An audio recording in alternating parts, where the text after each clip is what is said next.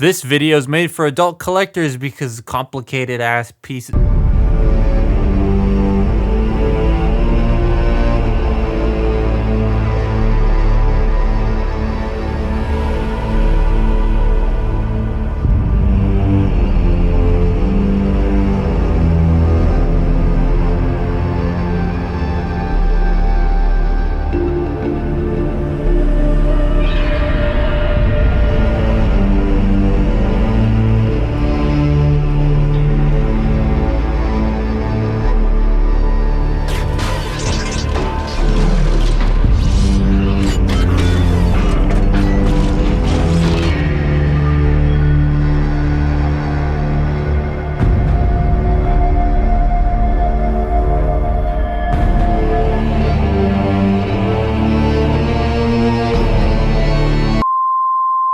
Man, this looks very, very good. Like, Unique Toys is good at something, and that is making super accurate versions of characters. Well, more so recently-ish, because Perukil looks like Dookie. But yeah, he looks epic. But looks aren't everything, like me, because ugly. But Unique Toys also has a tendency to make painful transformations. Nero was a very prime example of that. And Megatron here is not super better. It's not horrible, like it's not as painful as Nero, but it is still painful, as evident by this broken tab here that just fell off. Like, it didn't snap, it just fell off. It was weird because the section that holds it has too much grip, so it just ripped it right out. That and the paint started coming off when I transformed it the first time, but that was weird. It seemed like there was a layer of paint excess that needed to come off because there's paint stuck in the very non-environmentally friendly styrofoam packaging that it comes with, and then all over my desk when I transformed it from the first time, and you'll see some more of it a little bit later. But now it's mostly fine. Like, there's a tiny bit of paint flecks that come off, but it's not like they're noticeable or anything. It's just weird. And yes, this does transform. I figured I'd say that at the beginning. Now, this thing is expensive, especially as a Canadian. But fear not. Besides, who would you be without the sponsor of today's video? Time to find out. Broke. This video is brought to you by TF Safari. They have a wide range of third-party and knockoff stuff and sometimes official stuff. I hope in the future they can carry more official stuff. That would be cool. But they do have this guy in stock, and whoa, their site has changed a bit. Neat. I've actually got my eye on Primus, Shatter, so that would be neat. But if you use code THATTOYGUYSPECIAL, 3% off. Yeah, I still know. You save a little bit off every purchase, which is always helpful. They also have yet another sale on with a bunch of other figures and upgrade kits on discount, so definitely go check them out, linked below. Thank you for sponsoring this video. Now back to the toy. This dude is technically available in 3 ways, for some reason. Unpainted, battle damaged, and desert battle damage. Why? Well, the unpainted one is so they can sell a slightly cheaper version to those who don't want to or can't spend the full price and are okay with painting it themselves at some point. I actually like that strategy because it's good for those who want to save a bit of money. I think that's pretty cool. And that brings me to the other two, the desert camo and the regular battle damage one. And why the use of the bluish green? Well, my buddies and I were wondering the same thing. Like, the desert one exists, but it's limited, and then the standard release is like bluish green. Why? Well, if you look at the set photos of this guy, of the truck, and his color in real life, it's not brown. The reason it appears brown in the Kilimanjaro scene is because of the environment and the filters used while filming, not to mention the color grading done after the fact. In the Lincoln Memorial scene, he is this color pretty much, with a tiny bit more blue because, again, the color grading, because they wanted to get the sky and the water and all those nice blues coming out. Megatron looks a bit more blue in that shot. In Chicago, he appears to be a mix of the brown and the greenish silver. And then before he dies, he is a more grayish green silver type color, more so to this version of the toy. So his colors don't really stay the same throughout a majority of the film, hence why Unique Toys gave you the options to pick or one to paint for yourself. Most people remember the brown color from the Mount Keeley scenes because that's the most popular scene for him and from Dark of the Moon. I'm just not that miffed about the color because now that I understand that, it makes sense why this one's green. The paintwork is very, very nice, as I said, but it really adds to all that sculpted detail. And it's so nice to look at, and the dirt paint that they use is actually textured, so it feels like he's got grime on him like he did in the film. I actually had this guy on the counter while I was eating dinner one night, and from a distance, bro, it's so nice. I'm not saying up close it looks bad, but from a distance, most movie toys just look like blobs unless you know how the design works through and through. But this one is clearly identifiable still and looks like a real world object at a distance. It's kind of hard to describe, but it looks great from afar as much as it does up close. And up close, you can really appreciate all those nice textures and the grit, the grime they used on this guy. It looks like he's really been hiding in Africa for 3 years. I absolutely love the claw hand. I think they nailed the asymmetry on this guy as well in his upper body. I also like how this toy has a little wing things on his back. My headcanon for those is that they're leftover parts from his time being a flying vehicle. They were also a little bit bigger in the film than they are on the toy, and I kind of wish this toy had them a tiny bit bigger, but oh well. He's a very big boy, like DLX height, and I'm so glad about that. That means now I have someone else to go with my DLX Prime that isn't just another friggin' Optimus. I do wish his head had more red in the broken parts. Like in the film, he's got more sort of like reddish, energon-y looking things in his head. I kind of wish they did that. But the accessories are where my big issues really start. So the gun is good, no complaints there. He can hold both of them in his hands, though on the first and second movie hand, it pegs into the like base and it's weird, so the claw hand's probably the best hand to hold it in. The holster, though, it sometimes likes to fall off. And then there's the chains and the cloak. The chains don't really have any hook points on the actual toy themselves, and I really wish they did. They clip onto the holster, but you got to figure out all that works, and I had to watch like 3 videos until I was able to figure it out myself because it doesn't tell you how to do it in the instructions, and then it becomes weird to manage around the collar area, so I tuck them under the little weird round bits. And then the cloak, I'm really disappointed with the cloak. Not in how it looks, because it looks cool. It fits Megatron very well, but in how you manage it and its build quality. So it's not a very easy shape to work with. It's a little too long as well. And the hood just doesn't, it never looks natural. I really feel like the ends of the cape should have been weighted to give it a sense of gravity. And then the hood should have had some sort of like a wire going through it to give it that essence of weight, and you can sculpt it to where you want it to go. But the biggest issue I have is the threads. The little threads coming off, they just come right out.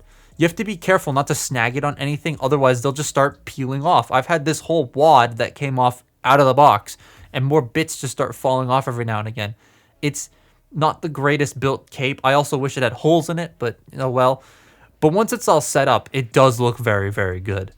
He also comes with little scalpels on a sprue that you cut off, but I'm going to lose them, and then my dog's going to like inhale them or something. So they stay on the sprue, and you also get an Igor.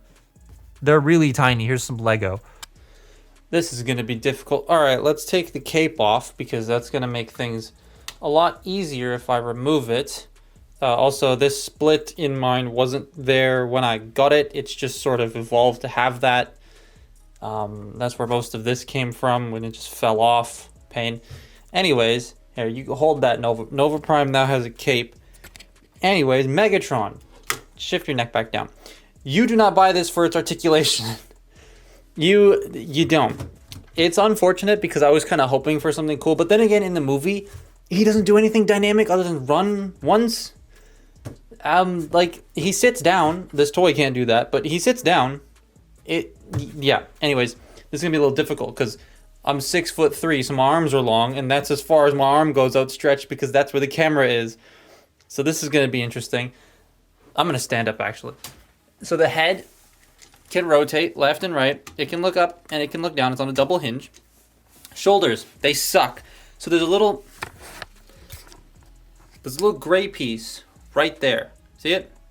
That clips into the shoulder and keeps it in place. However, it doesn't. It doesn't do that. So the rotation, you do a full 360. It can go in and out. It can go out about that far. There's also a lot of play in it. Oh, that now it's come undone. And it can go down that much.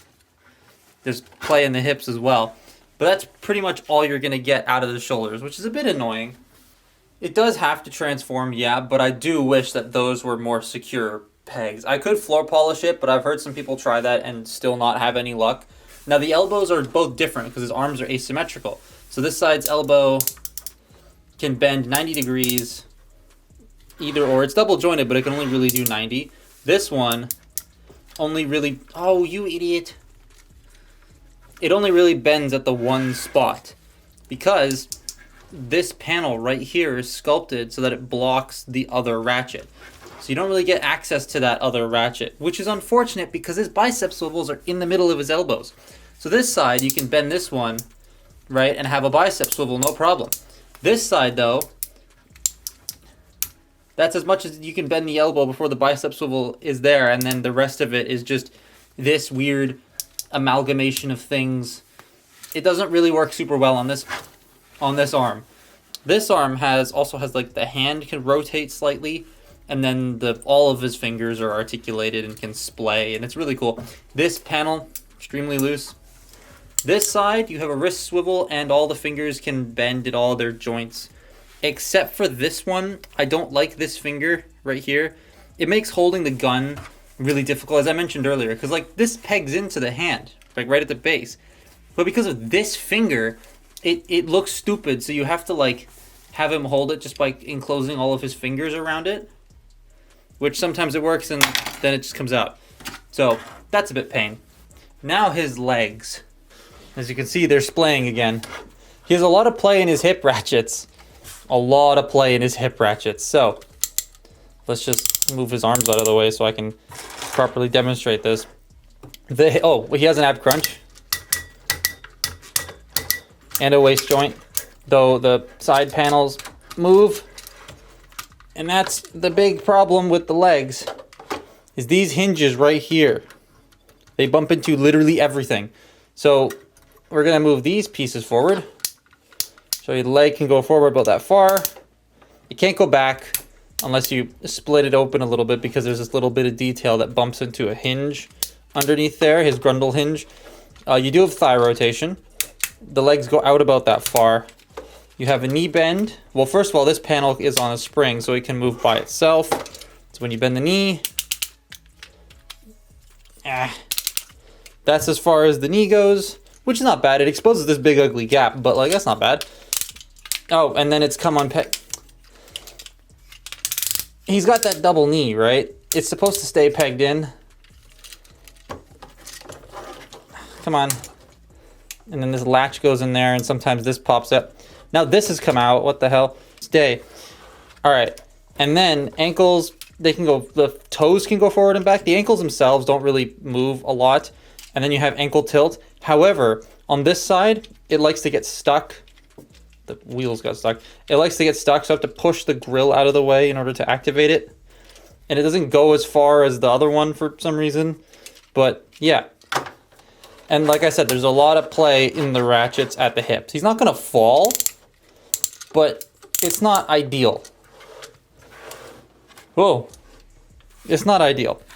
So the transformation is very long and something you need to take very slowly. It's not horrible, it's just long and tedious. Now, I don't like watching long videos myself when it comes to toy stuff, and I make content I would want to watch. So I'm not going to show the entire transformation. Instead, I'm going to show it, but point out the parts that you either need to take more care of or bits that are funny. If you want to walk through, I definitely recommend MGo's JTI, because that's what I used for instructions, because these instructions suck. Oh boy. Okay. I'm not looking forward to this. It's actually kind of hot in here, which is annoying, and I can't turn the fan on because if I do, you'll hear fan noises. So, yeah, let's get started at this at arm's length. So, like I said, I'm not showing the whole thing. I'm just going to show bits that I think are important. So to start with, we're going to have to remove the holster, which means unclipping. Unclipping. Okay. Chains off. Yay. Chains are off. Undo the holster. Slide it off his arm. Somehow it gets caught. What the fuck? There we go. Yay. Put that off the side. Now, what you want to do is start with the legs. And funny enough, this transformation works a lot like this idiot. The Studio Series one. Because the legs form the front, the arms come into the middle, wrap around the head, and on the back. First what you're going to do is you're going to take this, open it up, fold that in. Come on. Now we want to work on the legs. So to start with, we're going to fold this panel out on the inside. It's spring-loaded. Bring this section up, and bring that out. Then get your finger out of there. You want to sort of just like get this entire section here out and flip it over like so. And then you want to just sort of swing it all out. There, now we got all that stuff out. So you want to bring this, rotate it up, rotate this in like so, and then just sort of leave it out to the side for now. Yeah, for now. Now we're going to do the knee. So to start with, you want to first rotate this section at the side here around, and then unpeg all this stuff at the back. Ow! Jesus Christ! Get your finger caught in the ratchet. Ow! Ow. See, it's slightly unwieldy on a desk. In your lap, it's a lot easier. Now what we're gonna do is we're gonna take the wheel, flip it up, over, and in, like that. We're going to then take this section, rotate it up, like so, unpeg this, bring this up, and close that all together. And then we're just gonna take this rest of this section here and swing it in, and it will peg into place, like so. Now we're going to flip him over, get his arms out of the way, now that he's on his front. So the rest of this is, you take this section, push the smokestack up, click it into place, like that. And you want to make sure that this ratchet is lined up because there's a tab and a slot here, so you want to make sure that that all gets into place. I'm going to do that off camera though, because it's a pain in the ass at arm's length. We're going to take the door, open it up, flip this up, close the door, take this section, bring this out, rotate it around, fold the hinge that we unfolded earlier in, and then bring this down, peg it into place. Gonna take this section, fold it in, that will peg in underneath the truck, fold this around. We'll fold this out later, but that's basically one half of the truck finished, sort of. It's coming loose. All right, that seemed like a good enough time to stop and show the rest of this now, because I've got this pegged in. That's sitting low for some reason. What the hell? I'll deal with it later. But there's two things I want to point out. Number one, you see all this? It might be hard to see. Let me turn the exposure down a bit. See all this stuff? All this? That's paint coming off the toy. But that's the front of the truck all done. Well, except for these aren't tabbed in, but I'll do that later. I kind of wish this was detachable. That would be cool. A, because it would make the transformation easier. And B, I don't know. I just kind of want a Dark of the Moon Megatron that's just this. And the only toy that's done just that is the Cyberverse Commander from 2011. You have to squeeze this as hard as you possibly can to get it to peg in, because it's got to be like the most solid connection in the world. Otherwise, the whole thing would snap, right? So it requires a lot of force. So what I recommend is grabbing it by here and here, squeezing this together, and then while you're squeezing it, peg the ladder into place, and then it holds super well. Let's do the back. Stand him up, because we need to make the ratchets go down, but we also need to unpeg the torso. Get it all unpegged like that. We're gonna fold these in now as well, and then flip it back over. So you unpeg this back section right here. This will come out, and you just peg it into there like so, and it comes out. Then this entire section comes out and slides out. And now we, oh man, I'm actually breaking a sweat by doing this, just to let you know. I actually need to move my lights out of the way for this, because I got to be able to see. Ow. Also, audio tracks are going to be moving left to right. Apologize, it's just because I'm standing up and moving around. And I can never quite remember which way this is supposed to work. Take this and peg it into somewhere. Untab that. And that's that arm all prepped. This arm kind of works in a very similar way, except for how the hand works, so I'm just going to magically... Alright, and then what? These sections also have to come around first to peg this all together. Peg it all together like that. Aha.